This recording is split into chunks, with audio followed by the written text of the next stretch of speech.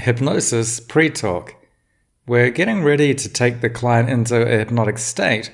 Before we do that, we should spend some time setting some expectations and telling them what hypnosis is. Now, hypnosis pre-talks are something that hypnotherapists find themselves having to give many times a day. And they can become a little boring for the hypnotherapist, and that boredom can then rub off onto the clients. And they can tend to be a little bit directive and didactic. Just giving somebody a longish lecture on what hypnosis is often isn't great for either party. So part of what we want to do is have it be interactive, so we're weaving in what hypnosis is during the conversation in little 1 or 2 sentence sound bites that relates back directly to what the client has said. And clients will predictably say and display a number of things, so we can predictably get a chance to interject with our subconscious tendencies. And different clients will have different preferences for receiving information. So what I'll do is give 3 possible alternative pre-talks. Some people won't really need much of a preparation. They've already done hypnosis, or you're in a great deal of rapport and they'll pretty much say, whatever you want to do, I'm happy, let's just do it.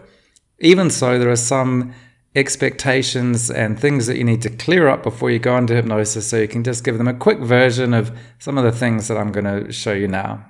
Hypnosis pre-talk 1. What is hypnosis? Interactive story version about dreams. So you can start this by asking, do you remember your dreams? By asking the question, we're having them remember dream states. We don't really want to get a long answer though, so after 10-20 seconds you can just interject and say something like, okay, I'm asking for the purpose of hypnosis, so you're familiar with the state that when we're sleeping, we're dreaming. We're unconscious, we're dreaming, but we don't know we're dreaming. So when we're asleep, our subconscious is at the forefront dreaming, and our conscious mind is at the background unaware of our dreams. And then when we wake up in the morning, our conscious mind comes to the forefront. And a lot of times, as you said, we can't remember our dreams. Sometimes we can, but we know that we dream every single night. But our conscious mind is only aware of that sometimes. If I were to ask you now at 3 o'clock in the afternoon, what did you dream last night? Can you remember for me? Unlikely, isn't it? But if just as you were waking up this morning, I were to call you on the phone and say, okay, as you're waking up now, remember your dreams. It would be easier to do it, wouldn't it? Because of those times that we wake up and there might be small fragments of a dream, but within a few seconds of being awake, they sort of slip away. And yet there are times, maybe on a weekend, where we wake up, but we don't have to get up. We wake up and our conscious mind is aware of the time and says, oh, you're awake, but you don't have to wake up now. You can snooze. And instead of going into the ordinary thoughts of the day, I've got to get up and do this, we can just relax back into the bed. We can notice our breathing. Just as you wake up, your breath has a slow, sleepy quality. And you can notice the weight of your body pressing down and the comfortable feeling of being in your bed. And you might start to think, but then you think to yourself, don't think, which is a kind of hypnotic suggestion to yourself, and it can work. So in those moments, you can drift back into a sort of a sleep. You snooze, and you don't know whether it was for 2 minutes or for 20 minutes. And in that time, there may be little fragments of dreams. Sometimes you were dreaming and you can go back into a dream, or you can, in that state of consciousness, that's when you're most able to remember the dreams that you had in the night, isn't it? And in that state, you're not unconscious or asleep. You're still aware of the room around you. But you can also become aware of the dreams that you had. So you have some conscious awareness, and you have an ability to tune into the subconscious. So when we're fully awake, we can't really tune into the subconscious in our dream state. When we're fully asleep, we don't have the conscious awareness to realize what's happening in our dream state.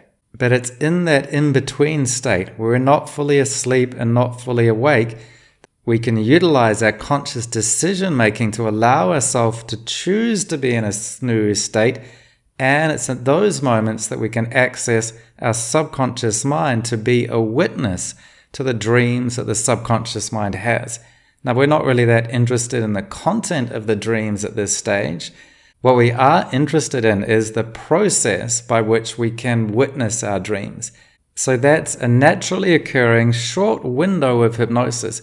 What we can do in this session is take that short and spontaneous experience of hypnosis and have it on purpose and expand it. So instead of a few seconds or minutes, it can be a great deal longer than that. And we can be in that state, which is a natural, ordinary state, and yet still a powerful altered state of consciousness during the hypnosis session. Hypnosis pre-talk. What is hypnosis? Interaction story 2. Driving. So you can experience hypnosis when you're very relaxed in between waking and sleeping and recalling your dreams.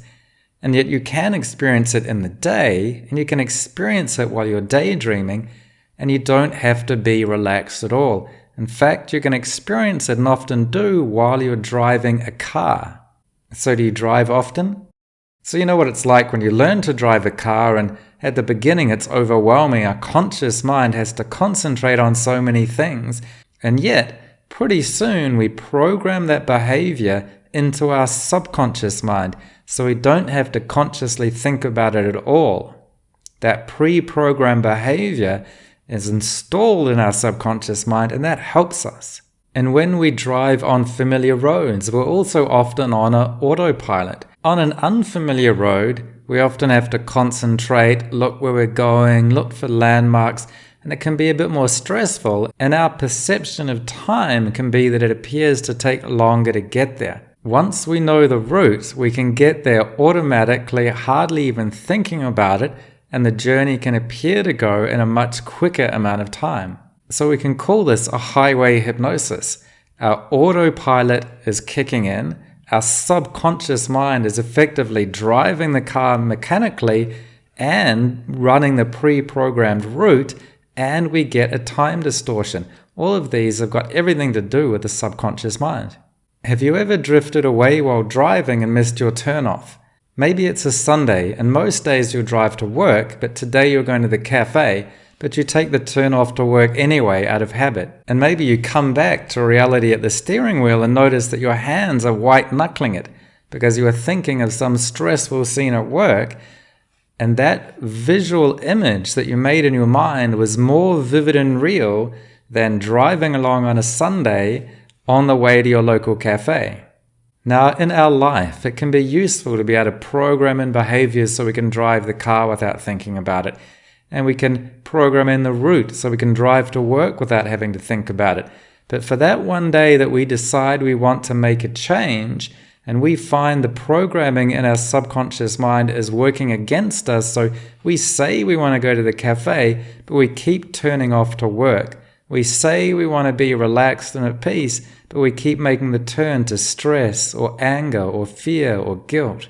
So what we can do now is create a hypnotic state like being between waking and sleeping, and we can engage with the autopilot subconscious programming in the mind, find out where it's taking you and how that may be outdated, and we can speak the language of the subconscious and update it so that you automatically go to the new place that you want to go instead of being dragged off to the old place out of habit that you've been used to going.